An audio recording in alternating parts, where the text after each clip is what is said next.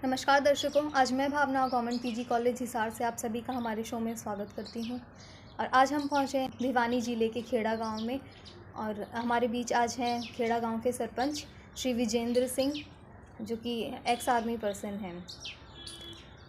Sir, मैं आपका हमारे शो में बहुत बहुत स्वागत करती हूँ। नमस्ते सर, सबसे पहले तो मैं आपको बधाई देना चाहूँगी कि हाल ही में हुए इलेक्शन में आपने जीत हासिल की और आज आप खेड़ा गाँव के सरपंच हैं। Thank you.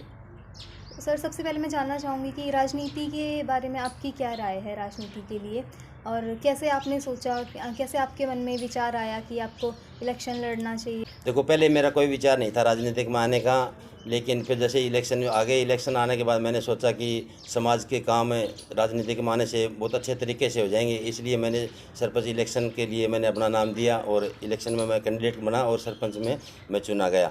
और इससे बहुत आसान हो जाते हैं सरपंच बनने के बाद में गांव के भलाई के काम करने के लिए, यही प्लान किया मैंने। जी, तो अभी मैं आपसे जानना चाहूँगी कि गांव में एजुकेशन सिस्टम कैसा है? गांव में एजुकेशन का सिस्टम, हमारे गांव में एजुकेशन सिस्टम बहुत अच्छा है। हमारे गांव में 2 सरकारी स्कूल हैं, एक मॉडल स्कूल आरओ स्कूल है, जो कि तो शाम के पहले इधर कोई भी नहीं है। ये बहुत बड़ी विशेषता है हमारे गांव के लिए। और एक आईटीआई है, जहां हमारे गांव के नज़दीक बच्चों को नज़दीक में ही जाने का मौका मिलता है और सीखने का। और आईटीआई के बहुत अच्छी क्लासें चल रही हैं। मैं खुद पर्सनली प्रिंसिपल सर से मिला था, जाके मैं आईटीआई का निरीक्षण भी किया था, देखा था, सर से प्रॉब्लम पूछा था, सर किसी प्रकार की कोई प्रॉब्लम है? पहले सर ने बोला था स्टाफ कम है, लेकिन अब हमारे पास स्टाफ फुल है, तो हम बच्चों को प्रॉपर पूर्ण ट्रेनिंग दे रहे हैं। दूसरा, हमारे इंजीनियरिंग कॉलेज भी है, वो भी हमारे गाँव के लिए एक विशेषता है। जी, जैसा कि हम सब जानते हैं कि पहला सुख निरोगी काया होता है, तो सर मैं आपसे जानना चाहूँगी कि गांव में हेल्थ को लेकर क्या क्या सुविधाएं हैं और स्पेशली बच्चे और महिलाओं के लिए क्या सुविधाएं हैं गांव में उपलब्ध हैं? गांव में स्वास्थ्य केंद्र बना हुआ है और 4 कर्मचारी हमारे इधर हैं, 3 लेडीज़ 1 जेंट्स है। मैं उनके मिलके व्यायाम पर्सनली जाके आप लोग गांव में कैसे कैसे दवाइयाँ और कैसे ट्रीटमेंट कर रहे हो, तो मैडम ने मेरे को बताया कि हम जो बीमार होते हैं उनको दवाइयाँ देते हैं, जो हमारे पास आते हैं उनका बीपी भी चेक करते हैं। हमारे बीपी की मशीन है, शुगर के लिए भी हमारे पास मशीन है। और फिर मैंने जो प्रेग्नेंट औरतें हैं उनके लिए पूछा, मैडम कोई कार्ड सिस्टम या है क्या आपके पास? तो उन्होंने मेरे को दिखाया कि जो प्रेग्नेंट औरतें होती हैं तो उनको जो इंजेक्शन लगते हैं तो हम इसमें एंट्री करते हैं और ट्रीटमेंट करते हैं, जिसका हमारे उनके पास रिकॉर्ड रहता है। और दूसरा, स्वास्थ्य के लिए और हमारे आंगनबाड़ी केंद्र हैं 2, वहाँ भी मतलब बच्चों को रखते हैं, बच्चे उधर जाते हैं, छोटे बच्चे भी, और उनका भी अच्छा काम है।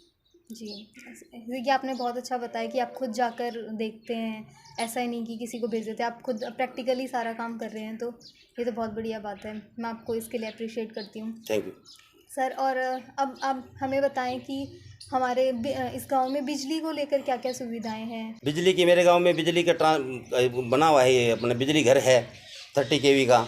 तो हमारे गांव में बिजली का अभी किसी प्रकार की कोई प्रॉब्लम नहीं है। 20 से 22 घंटे तक हमारे गांव में बिजली रहती है।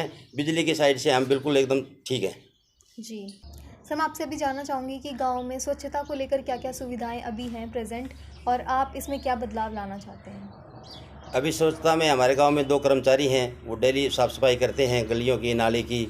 और जहाँ जहाँ अभी सड़कें नहीं बनी है उनका हम प्लान कर रखा है, और अभी आने वाले समय में हम वो गलियाँ बना देंगे। वहाँ पानी रुक रहा है, उस पानी को भी निकालने के लिए नालियाँ और ऐसी व्यवस्था करेंगे। दूसरा, स्वच्छता के लिए जगह जगह एक कूड़ा डाल रहे हैं गाँव में, तो जगह न होने के बाद उचित है, इसलिए हमने प्लान किया है कि 2 या 3 या 4 ट्रॉली ऐसे सिस्टम बनाएंगे जहाँ सार्वजनिक जगह पर रखेंगे उनको, और 2 दिन या 4 दिन में जब वो ट्रॉली भर जाएगी तब हम किसी ट्रैक्टर के द्वारा एक निश्चित जगह चुन के उस जगह पर वो कचरा डलवाएंगे। जी जी सर, अब मैं जानना चाहूँगी कि आपका क्या सपना है गांव को लेकर? आप क्या क्या बदलाव इसमें लाना चाहते हैं और किस तरह गांव देखना चाहते हैं कि आप मतलब क्या चाहते हैं कि गांव कहाँ किस स्थान पर पहुंच जाए, किस पोजीशन पर हो? हमारा प्लान यही है कि गांव का अच्छी से अच्छी गांव में स्वच्छता हो और गांव को सभी को मतलब सहयोग करें स्वच्छता में भी। और दूसरा, हमें दूसरे बच्चों को भी हमें बोलेंगे कि खेलने के लिए अपना वो ज़्यादा से ज़्यादा भाग लें, और जिससे कि हमारे गांव का नाम रोशन होगा और बच्चों का भी फिटनेस और फिजिकल अच्छा रहेगा। इसलिए हमने प्लान कर रखा है बच्चों को अच्छा आगे करने के लिए, और उनके लिए लाइब्रेरी की व्यवस्था के बारे में भी हमने सोच रखा है, कि गांव में लाइब्रेरी हो जाएगी तो लाइब्रेरी से बच्चों को न्यू बुक मिलेंगी। जो बुक उनको नहीं मिलनी हो तो लाइब्रेरी होने से वो बुकें उनको उपलब्ध हो सकती हैं। और कुछ ऐसी प्रॉब्लम है जो कि वो बुक नहीं ले सकते, तो लाइब्रेरी की वजह से वो बुकें उपलब्ध हो जाएंगी और वो अपने नॉलेज को बढ़ाने में काफ़ी आगे रहेंगे। और दूसरा, हमें बच्चों के खेल के लिए भी ऐसी व्यवस्था कर रहे हैं कि जो किट हमारे पास अभी है नहीं, वो किट हम ले आएंगे और बच्चों को देंगे वो किट लाके, जिससे कि बच्चों को आसानी हो जाए खेलने में। जैसे बास्केटबॉल है, हैंडबॉल है, और विशेषकर हमें इसमें लड़कियों को भी बहुत ज़्यादा वो मोटिवेट करेंगे कि वो लड़कियां भी स्टेडियम में जाएं और अपने खेल कूद में भाग लें। और उनके साथ कोई ऐसी, या तो मदर चले जाएँ, नहीं तो कोई ऐसी लेडीज़ डिटेल करेंगे हम गाँव में, कोई उन्हें 2 घंटे तक लड़कियों के साथ रहे। तो ये हमारा प्लान है आगे का। जी, तो जैसा कि सर ने बताया कि कितनी अच्छी सुविधाएं हैं यहाँ एजुकेशन को लेकर। इतने कुछ गांव में हम देखते हैं कि +2 तक के स्कूल्स भी नहीं हुआ होते हैं। यहाँ पर ITI कॉलेज भी है, बीटेक का कॉलेज, इंजीनियरिंग कॉलेज भी है, आरोही स्कूल है जो कि एक अच्छा स्कूल माना जाता है, जो कि खेड़ा गांव में भी मौजूद है। और हेल्थ के लिए भी इन्होंने बताया कि सभी सुविधाएं उपलब्ध हैं। और बिजली का भी खुद गांव के अंदर ही एक पावर हाउस है। तो सर, अब हम जानना चाहेंगे कि इसके अलावा जितने भी मैंने आपसे सवाल किए हैं, आपने जो भी इन्फॉर्मेशन दी है, क्या इसके अलावा भी क्या कोई गांव की स्पेशलिटी है जो रह गई है? प्लीज़। हाँ, हमारे गांव में ऐसे है, मतलब हमारे गांव में पेट्रोल पंप हमारे गांव में नज़दीकी, तो इससे हमारे गांव वालों को बहुत फ़ायदा है। समय पर और कम समय में जाके पेट्रोल ले आते हैं। दूसरा, हमारे गांव में एक मैरिज प्लेस भी है, ये भी हमारे गांव के लिए बहुत बड़ा काम है, जिससे कि शादी ब्याह में हमारे गांव में किसी के पास जगह कम होने की वजह से या वो अपना उधर शादी ब्याह करते हैं। अभी हमारे दर्शकों को आप प्लीज़ बताएं कि क्या क्या नई स्कीम्स आई हैं? हाँ, नई स्कीम आई है हमारे गांव में। अभी मंडी का निर्माण होना है, हमारे गांव में मंडी बन जाएगी, अब कुछ समय में मंडी का निर्माण शुरू हो जाएगा।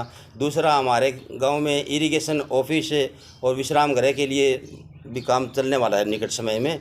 और तीसरा, हम सोच रहे हैं कि गांव में एक लाइब्रेरी हो, और उसके लिए हमें उचित जगह और उचित प्लेस ढूंढ के या गवर्नमेंट से हमें रिक्वेस्ट करेंगे या मांग करेंगे, जिससे कि एक बिल्डिंग हमारे को मिल जाए और उसमें हमें लाइब्रेरी की व्यवस्था करें, जिससे कि बच्चों को बहुत सुविधा हो जाएंगी। उसमें बुकें उपलब्ध हो जाएंगी, जो बुकें उन्होंने कभी नहीं सोचा होगा वो बुकें भी उसके अंदर मिलेंगी और उनका ज्ञान उसमें बहुत अच्छा होगा। इसलिए हमें लाइब्रेरी का प्लान कर रखा है। जो बच्चा अपने पेमेंट से नहीं खरीद सकता बुकें, तो उनको वहाँ उपलब्ध हो जाएंगी।